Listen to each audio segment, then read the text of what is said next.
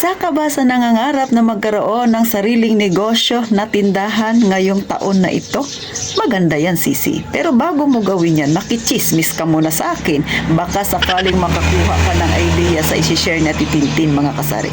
Pero bago tayo mag-umpisa, abay, mag-subscribe ka muna sa akin. Paki-like na rin ang aking video. At kung hindi kayo busy, paki-share naman, mga kasari. At syempre, sa mga dating nakasubscribe na, please naman, wag niyong iiwan si Ate Tintin. Wag naman kayong mag-unsubscribe. At eto na, umpisa na natin ang real talk natin, chismisan. Pero bago yan, shout out sa'yo, Ma'am Jebel Fabila. Happy New Year, Ma'am Jebel. Shout out sa'yo. So, alam niyo mga kasari, ito real talk ha. Taon-taon, sa lahat ng mga may tindahan na legal ang kanilang tindahan, meaning yung may mga permit ay, ito yung kanilang problema, yung pagre-renew. Bukod sa mahabang panahon ang gugugulin mo sa City Hall, ay malaki-laking halaga rin ang kakailanganin mong ilabas. Kasi maraming mga certificate ang hinihingi nila, mga clearances na hindi ka bibigyan kapag hindi ka nagbayad. Gaya ng SSS, kailangan mo 3 months dyan. Ang pag-ibig ay hindi ko pa alam, mga kasari, pero kailangan mo pa rin magbayad dahil hindi ka bibigyan ng clearance pag hindi ka nagbayad. So, kung kayo ay wala pang tindahan, gusto nyong magkatindahan, tapos napanood ninyo sa Titintin nung na-vlog ko nung January 2 and 3, baka isipin nyo, hindi na lang ako magtindahan na Titin, ganyan pala yan kalaki.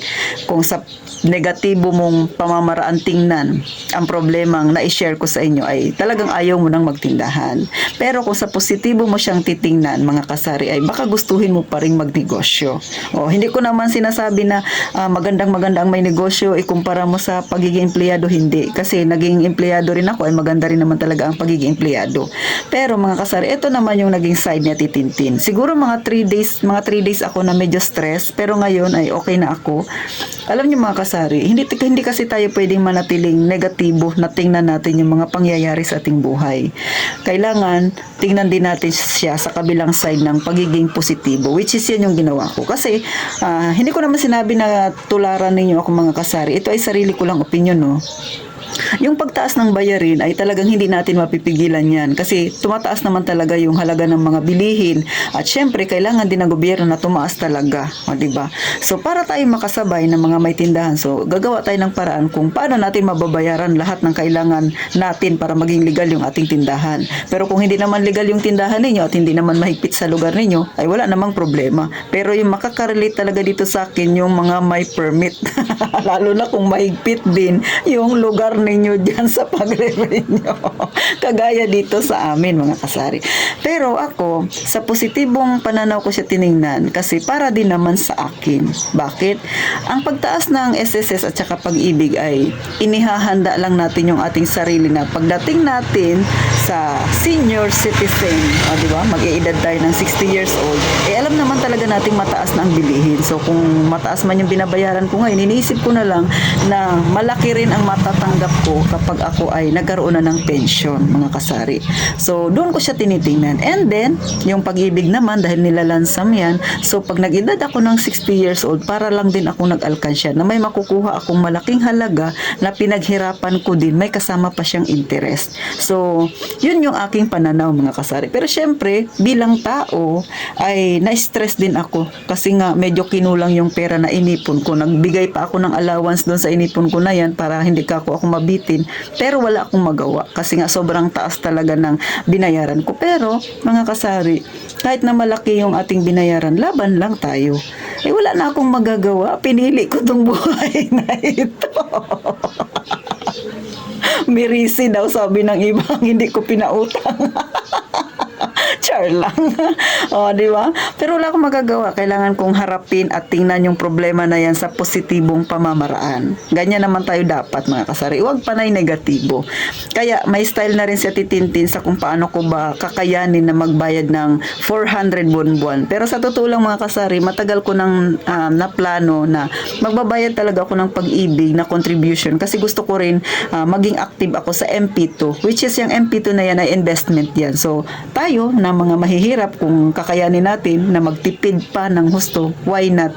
Kasi yung investment naman yan ay para din yan sa atin pagka nagkaedad-edad na tayo na hindi na natin kayang magtrabaho. So, kailangan may savings pa rin tayo.